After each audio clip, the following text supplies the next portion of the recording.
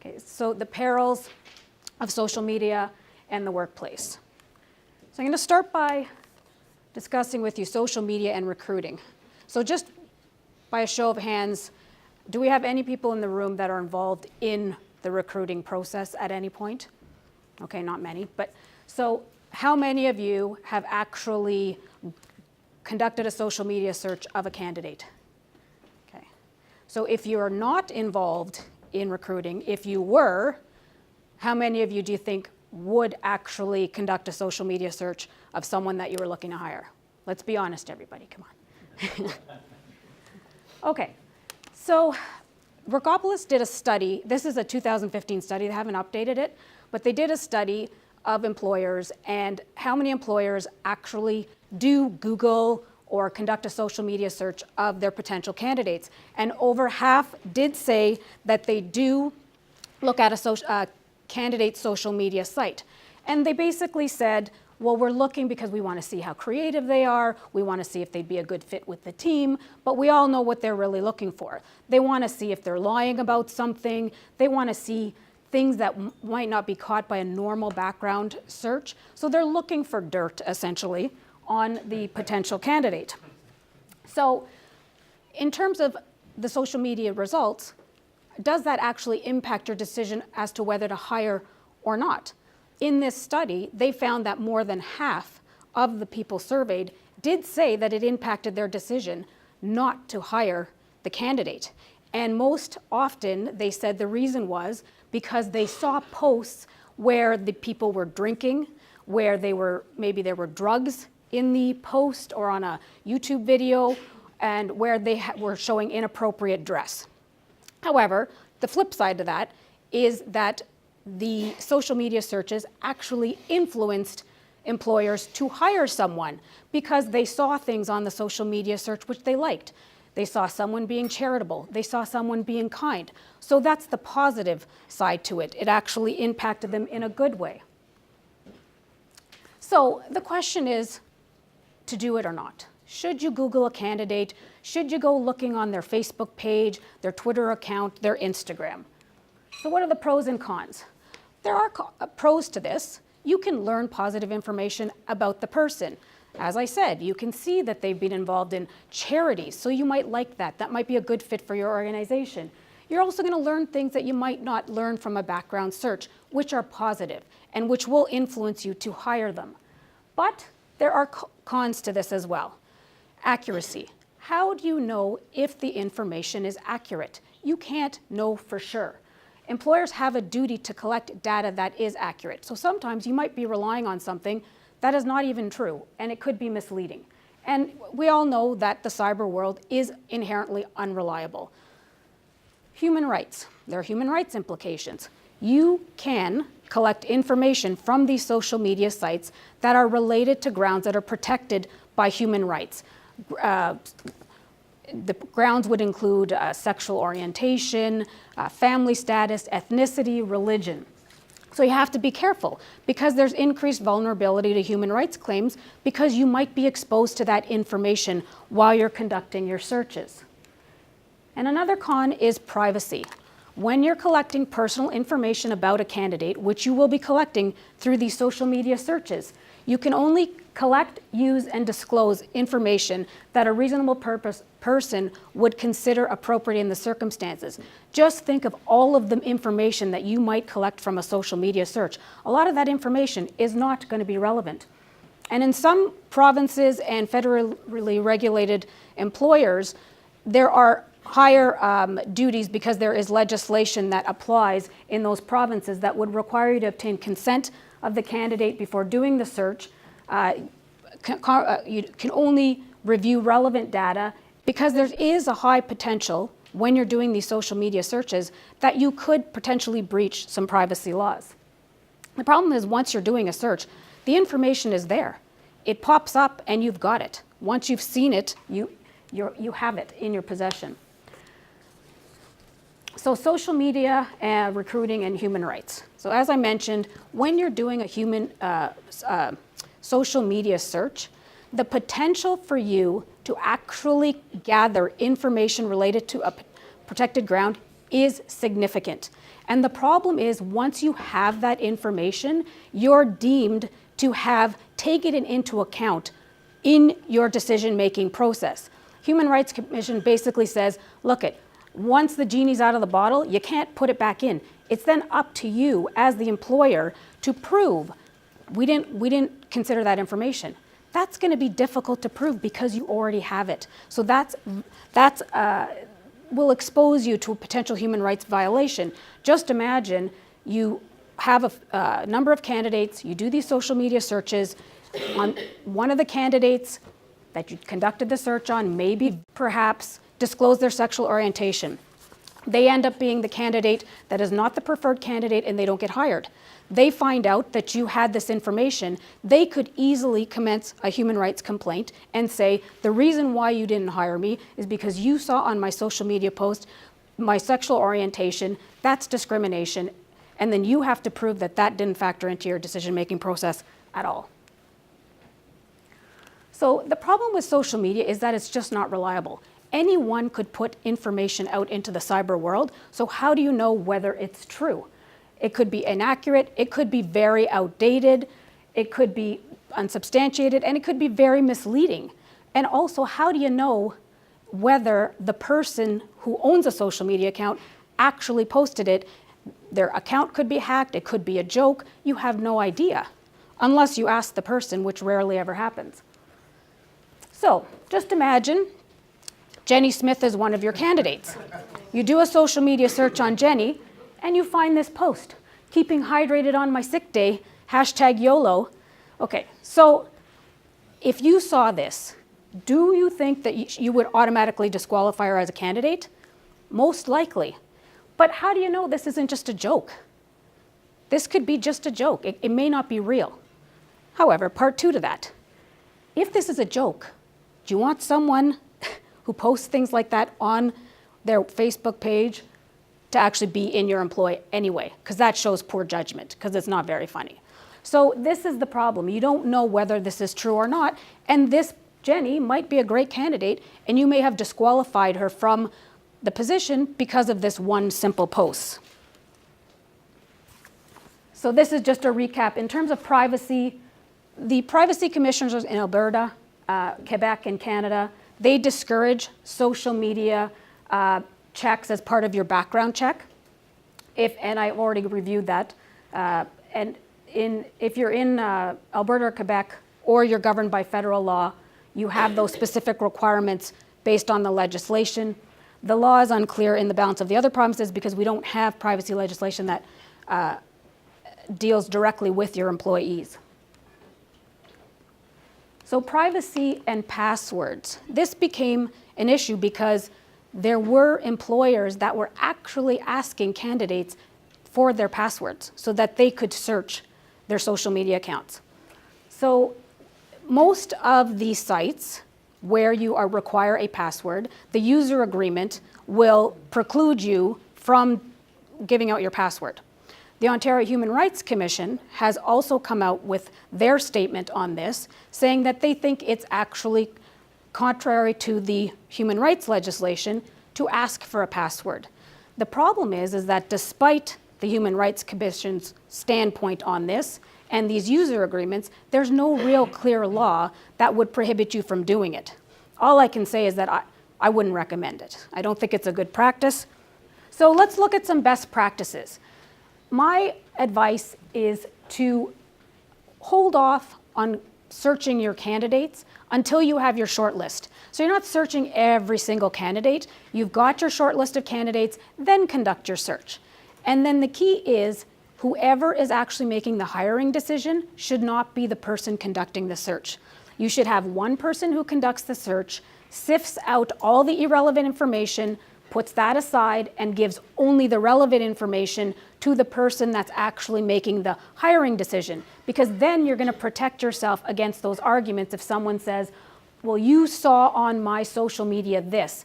Well, that person can say, well, no, I didn't, because I didn't search your social media. I didn't even have that information. So you're removing yourself and you don't have the irrelevant information. So in terms of privacy law, you should consider if the privacy laws are applicable to you, but also what would be good is to tell the candidates in your job postings, in the application forms, that you will conduct online searches as part of your background checks.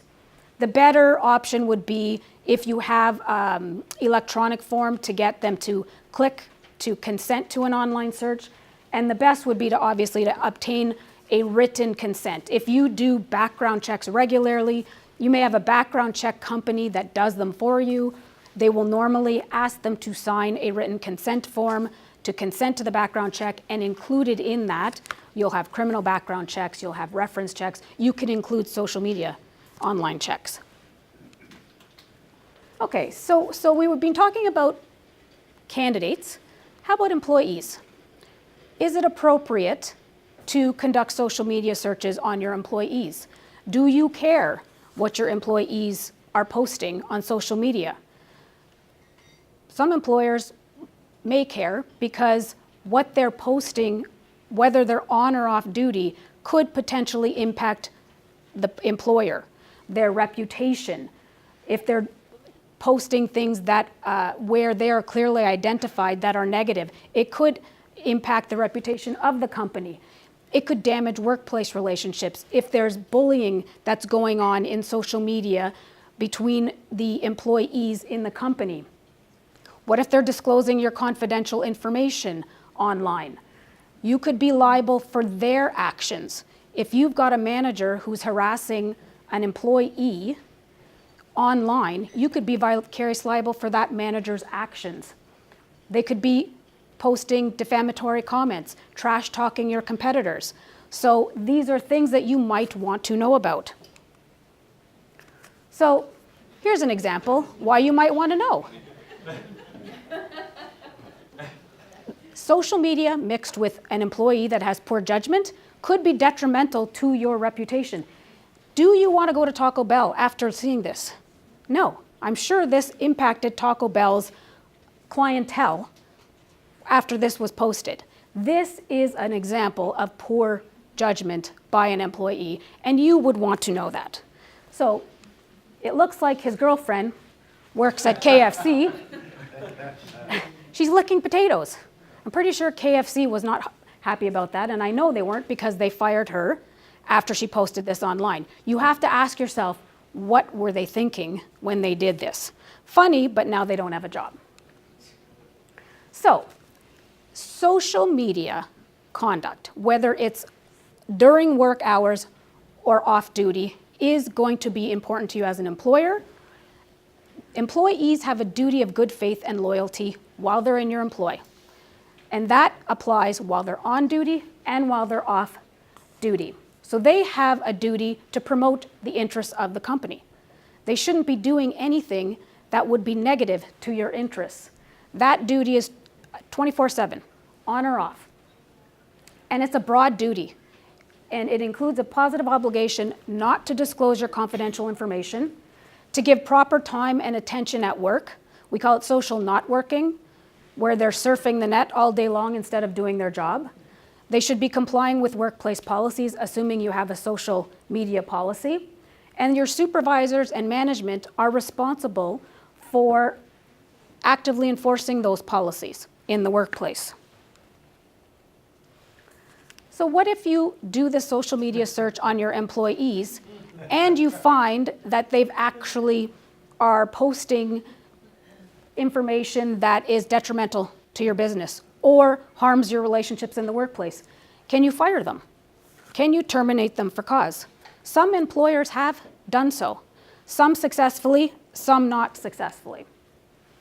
So most of the cases where they're dealing with social media misconduct, which is off-duty, are normally about employees that are complaining about their employer. And the posts allow you to identify who the employer is, whether it's directly or indirectly. It harms the reputation of the employer and or the coworkers, so there's some harm in the posts. They're posts about hate mongering, discrimination, harassment, and bullying of coworkers. So most of the cases, this is the common theme through them in terms of the conduct. And I'm going to review a number of cases where this employers did terminate because of a social media post that they found inappropriate. And what you'll see is these are most of the key factors that were identified in those cases. It was important that the employer was identifiable. There was public access. So it wasn't a post that was entirely private. Other people could view it, even if the public access was inadvertent and they didn't actually even realize it. The post has to adversely impact the employer. There's got to be some proof that it did adversely impact the interests of the employer or that it somehow impacted the relationships in the workplace. In many of the cases, the employees weren't cooperative when they were asked about the post, or they lied about it, they didn't acknowledge it, or they apologized, but it wasn't very genuine. And in these cases, the employer had a social media policy. So the employees had some guidance on what they were allowed to post and what they weren't allowed to post. So let's look at a few of these cases. In Lockheed Imports, 2 employees made negative comments about the employer using vile and profane language. Just want to read you a few, actually.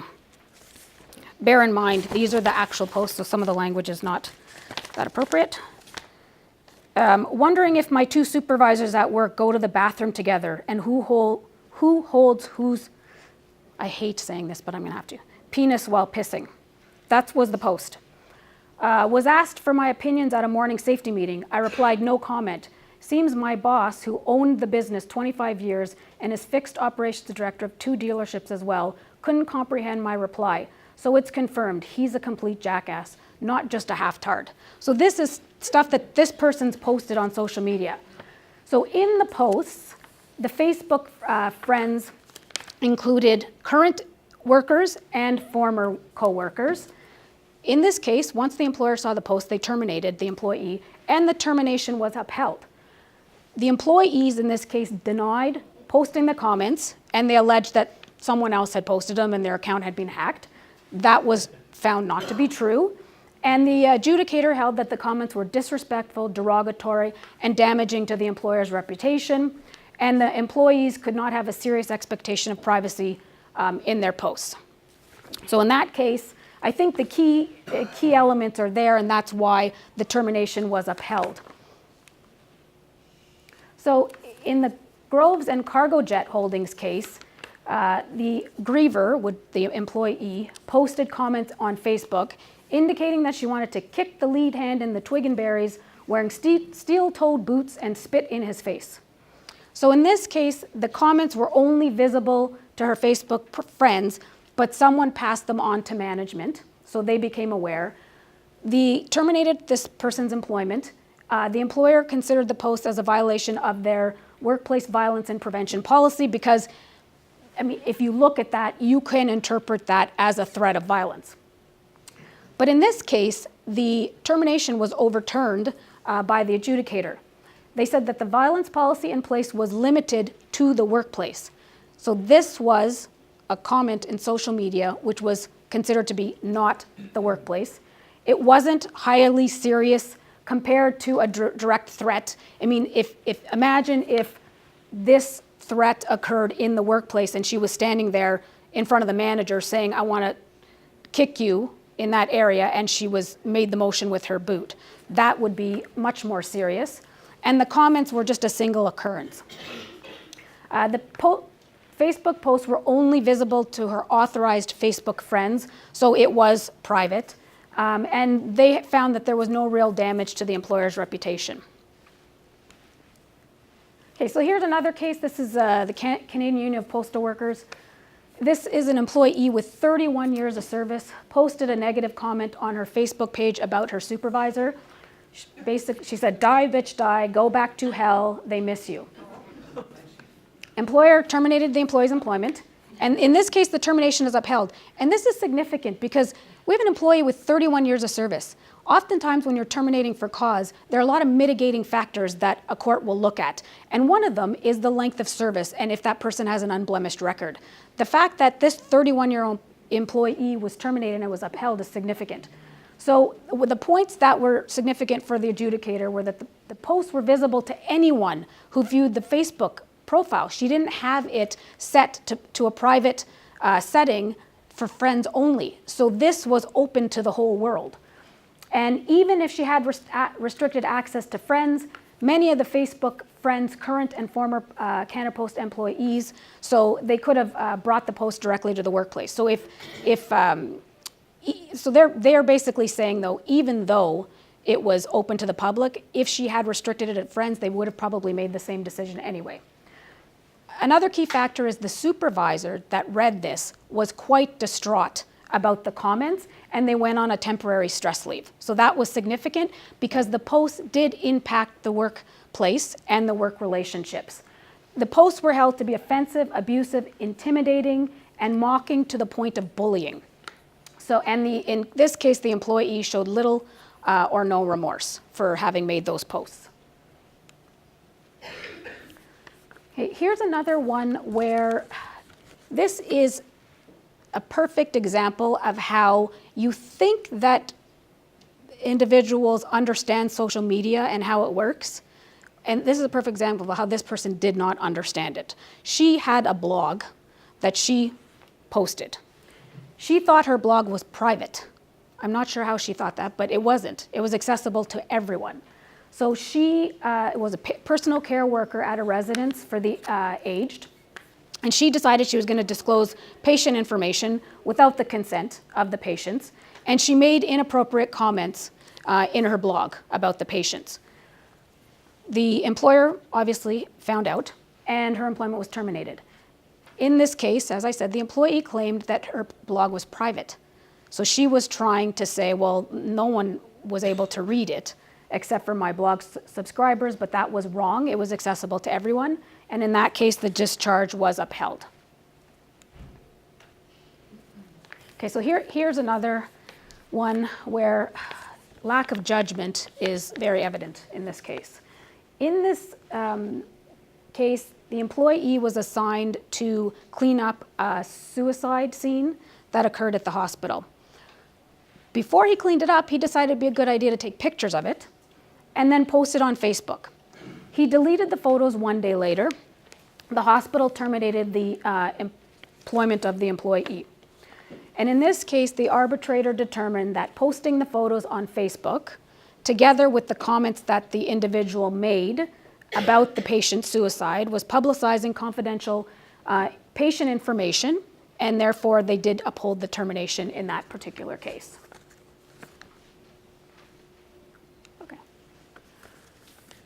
Okay, so honestly, this one, I love doing this presentation because I find all these cases and I just shake my head. I don't understand. So in this case, the employees decided they were going to post a video on the internet that showed an employee having his genitals stapled to a 4x4 wooden plank at the work site during lunch. The employees in the video were wearing the employer's uniform, so anyone that looked at the video could connect it to the employer, and the employer terminated the employee's employment. So the Ontario Labour Relations Board upheld the termination, and these were the things that they noted. The conduct was offensive and shocking. The employer was easily identified in the video.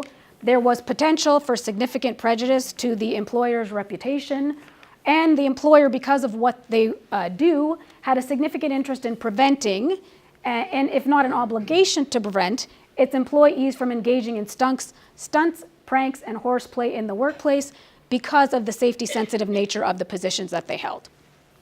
So in this, we always say it's really difficult to terminate for cause, but this is a good example of where you actually can terminate for cause.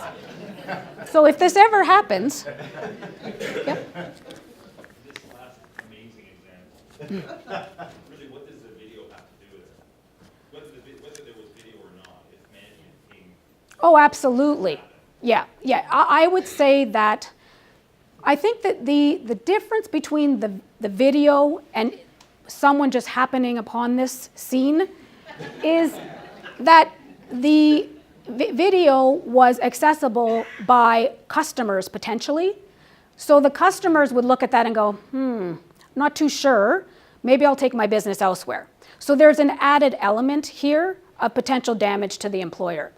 If it was just happening and the manager saw this, it would really be a health and safety issue and, I mean, inappropriate conduct, obviously, but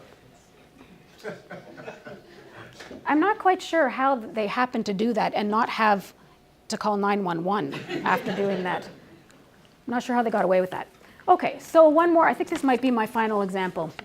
This is an example of where you can post something online which is completely unrelated to the workplace, and it could still potentially be a cause for termination. So Mark Bowman was a Toronto firefighter who posted sexist, misogynistic, racist, and generally offensive tweets on Twitter, just generally nothing related to the workplace. The tweets were made while he was off duty. He identified himself as a Toronto firefighter on Twitter, and his Twitter profile showed him in his firefighter's uniform. Oh, here's the example. I'll just let you read it. Can everybody read it? Is this the guy that stapled the genitals? No, no, they might be related. This is the firefighter, and this is one of the tweets. Okay? So, in this case, Mr. Bowman issued an immediate apology when it was brought to his attention that the employer had discovered these posts. He denied that he made any other additional offensive tweets, but the problem is the employer uncovered similar offensive tweets, and they decided they were going to terminate his employment. The employer's position was that he violated a number of their policies, including their social media policy, and damaged its reputation, specifically because they had recently made efforts to implement diversity initiatives. The arbitrator agreed and the termination was upheld. Okay, sorry, I lied, I have one more. So in this particular case, this individual decided he was going to tweet that he wanted the delivery of marijuana, and the police actually saw it, and they decided that they would respond. Not too bright. Okay, sorry, I lied again. I have another one. I've got so many cases. Do I have time for? Okay, you know what? I'm going to skip through. We've done quite a few cases. What I'd like to do is get to the policies. Okay, so at the end of the day, what is of critical importance is that you have a social media policy. In a lot of the cases where they didn't have a social media policy, the court basically held, well, how does the employee know what they're supposed to do? You would think, well, they're an adult, they should know better.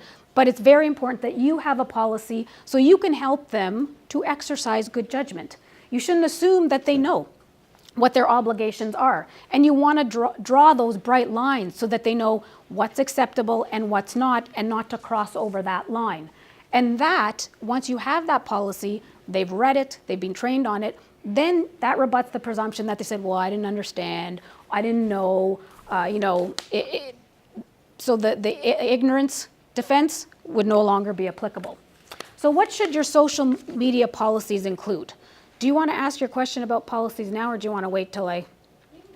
Okay. All right. So first and foremost, you want to explain what social media would include. I wouldn't include an extensive list of all the different social media platforms because you don't want to limit it, but at least explain to them what it would include. Remind them of the perils of social media, that once it's out there forever, and that it could be misconstrued. So they have to be very careful about what they're posting. This is important. Explain to them that their social media activity applies even while they're off duty. So their off-duty social networking activity is applicable in this policy. Because a lot of them may automatically assume what I do on my time and what I post on my time should be of no concern to my employer. But if that person is going to post things that could damage the employer's reputation, then it does become your business. So remind employees that they cannot publish any comments that would negatively affect the employer. They have a duty, as I mentioned earlier, of good faith to act in your best interest. Remind them of their confidentiality obligations. A lot of this you might say, well, how could they not know? Well, that person that worked at the hospital and decided to disclose that patient information obviously didn't understand her confidentiality obligations. And they have to understand that if they breach that obligation, their employment could be terminated. Also, they need to be aware of other laws that they could violate: defamation laws, copyright laws, security laws. You would want to link this policy to your other policies, your harassment policy, your violence policy, because you can harass another coworker through social media activity. Clarify the use of your logo and when they can use it. Maybe you don't want them to use it in their Twitter, for their Twitter account, unless that's part of their job. Clarify what happens to the Twitter account, the LinkedIn account, when their employment is terminated. Make sure they update their employment status. Oftentimes, employees will leave their LinkedIn account status the same even after their employment's terminated. But oftentimes the employer doesn't want them to be associated with their company anymore. So it's important that you have this in the policy so they understand. I actually had one where the person was refusing to remove it. You would think it's ridiculous, but it happens. Insist that passwords to corporate accounts be shared. It's another big one. I've had cases where the person was the only holder of the password. They terminate that person, and then they're refusing to hand it over. So basically, you can't update your accounts. You're locked. So if you have that in the policy and insist that they share those, then you will prevent that type of situation from occurring. Clarify the rules about speaking on behalf of the employer. Most of the time, unless the employer's part of their job is to be your communications person and speak to the public, the employee should not be speaking on your behalf, and you should advise them if they're going to post something that relates to the workplace that they have a disclaimer that it doesn't represent the views of the employer. Be clear on whether use of social media is prohibited or allowed in the workplace. If you're going to allow it, then you should be clear about the parameters in terms of the use. Explain any specific rules regarding use of social media in work-related capacities. Do you want them friending your customers on Facebook? Providing recommendations on LinkedIn. If you have any specific rules or guidelines on that, you should include them in the policy. Because the issue is, while they're an employee, it's all fine and dandy, but then once the employment's terminated, do you want that ex-employee to be friends on Facebook with a customer when they've gone to work for a competitor? Advise employees that their use of social media while at work will be monitored. This is a big one because they have to understand that they don't have an expectation of privacy. So you will monitor their usage. Provide them with internal channels to vent and tell them what those channels are. Because if they can't feel like they can let their steam off in the workplace and they have a safe place to go, they're going to do it online. Caution employees that not every violation of the policy may be detected. You can't be possibly looking at their email or their social media accounts 24/7. So they shouldn't assume that any questionable behavior has been condoned. So if you haven't found it, they can't assume that you've seen it and you've condoned it. Require employees to report inappropriate social media activity designed to a designated representative in your company. You should make it clear that if you self-report a breach of the policy, in a timely manner you will be treated more leniently, provided the breach is inadvertent and not malicious. Obviously, you want to advise employees of the consequences of violating the policy. They have to appreciate that if it's severe enough that they could be terminated. And key importance is train your employees. You can have a policy, you can post it on your intranet, or you can tuck it away in your HR office, but if the employees are not made aware of it and they're not trained on it, then you can't rely on it in a situation where they've breached it. If they don't know what the rules are, how could they know they've broken them? Oh, and that's it.